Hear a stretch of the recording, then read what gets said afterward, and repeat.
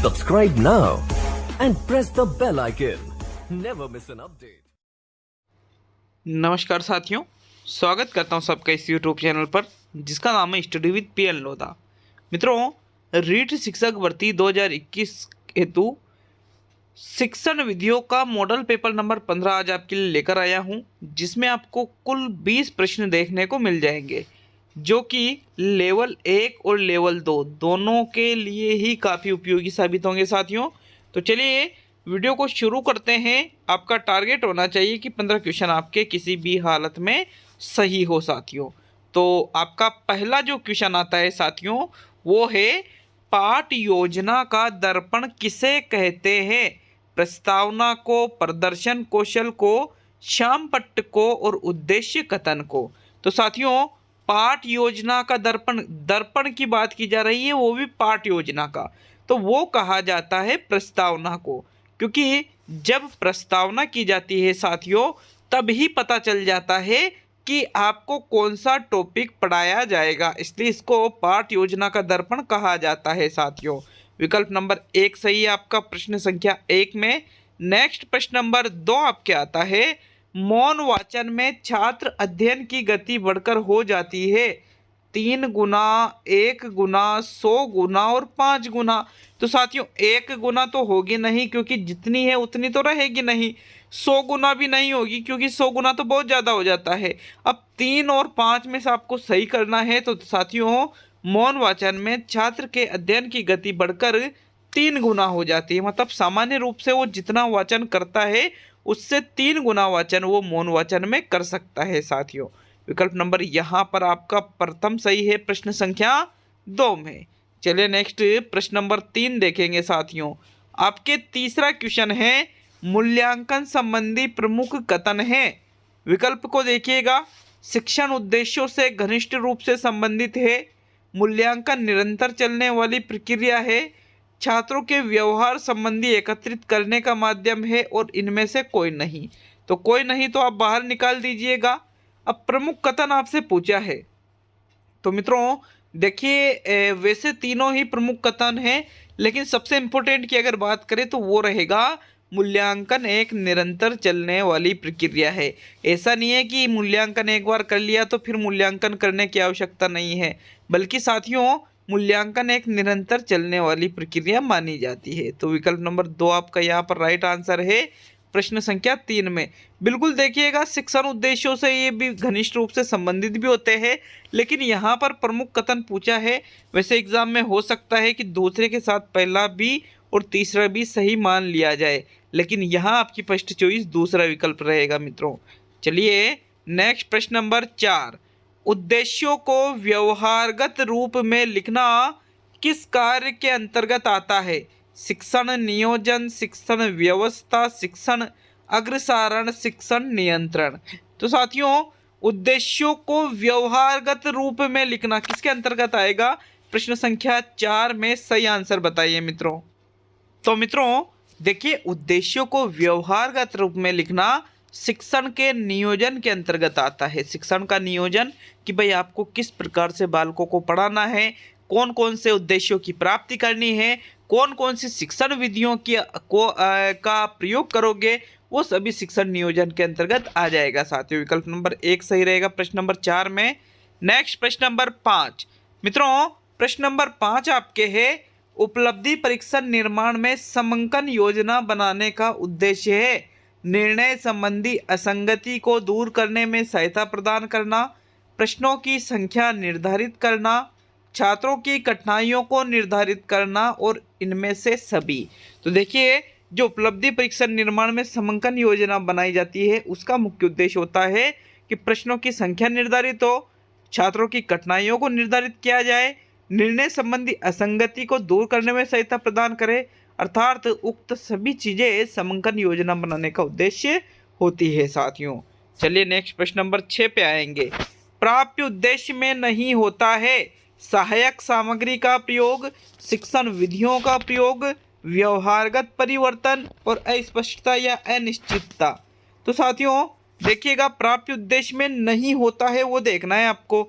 सहायक सामग्री का प्रयोग होता है, शिक्षण विधियों का प्रयोग होता है, व्यवहारगत परिवर्तन होता है, लेकिन अस्पष्टता और अनिश्चितता ये दो ऐसे विकल्प है साथियों, चौथा मतलब चौथे के अंतर्गत ही, जो ये प्राप्त उद्देश्य में नहीं आते हैं। तो यहाँ आपका विकल्प नंबर 4 सही है प्रश्न संख्या 6 में। चलिए नेक्स्ट प्रश्न नंबर 7 पे आएंगे मित्रों। चिड़ियाघर का उपयोग जिस शिक्षण विधि में किया जा सकता है वह है प्रयोग प्रदर्शन विधि, पर्यटन विधि, प्रयोजन विधि, अन्वेषण विधि। तो मित्रों चिड़ियाघर का उपयोग, चिड़ियाघर में प्रयोग प्रदर्शन तो करोगे नहीं, बल्कि पर्यटन किया जाएगा। क्या किया जाएगा? पर्यटन किया जाएगा मित्रों। तो विकल्प नंबर 2 सही है आपका प्रश्न संख्या 7 में। नेक्स्ट प्रश्न संख्या 8 पे आते हैं साथियों। आपके 8वां क्वेश्चन है, प्राथमिक कक्षा स्तर पर सामान्य विज्ञान शिक्षण के 3 प्रमुख उद्देश्य है। ज्ञान अवबोध अनुप्रयोग, कौशल रुचियां अभिवृत्तियां, योग्यताएं प्रशंसाएं और अवकाश काल का सदुपयोग, और इनमें से कोई नहीं।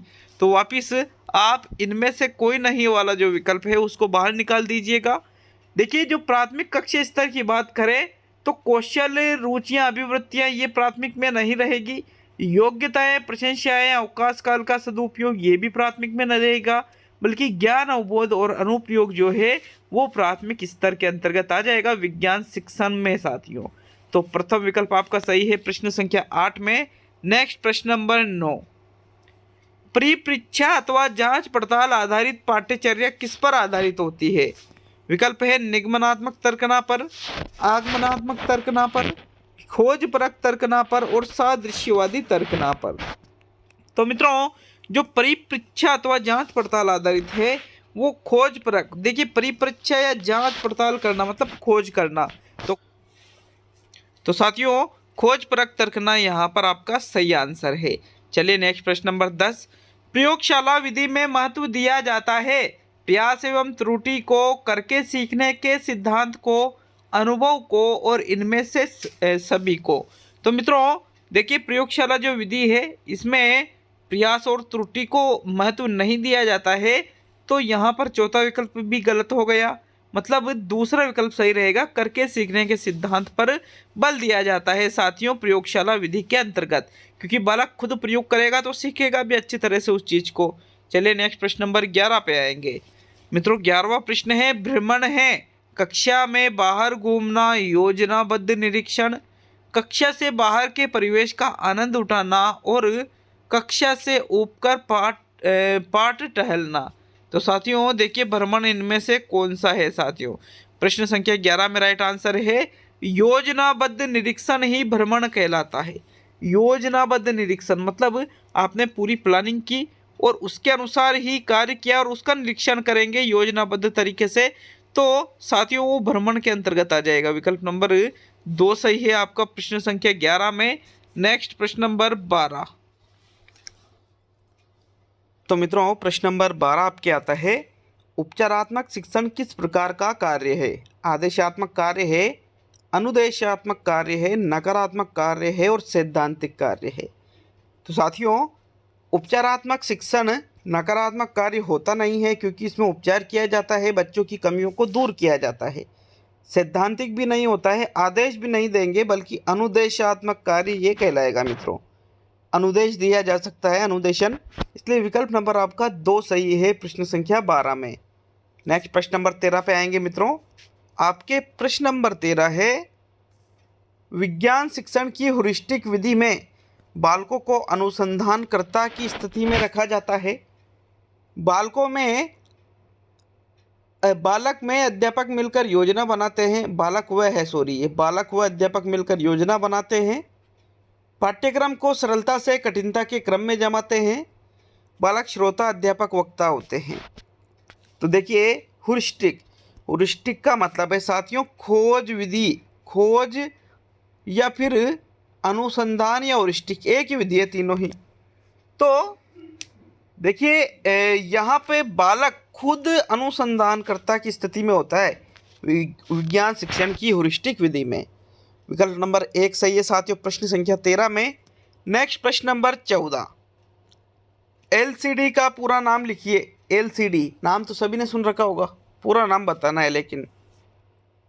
Lithium crystal display, liquid clear display, liquid crystal display और इनमें से कोई नहीं। तो साथियों LCD का पूरा नाम होता है लिक्विड क्रिस्टल डिस्प्ले। क्या होता है? Liquid crystal display.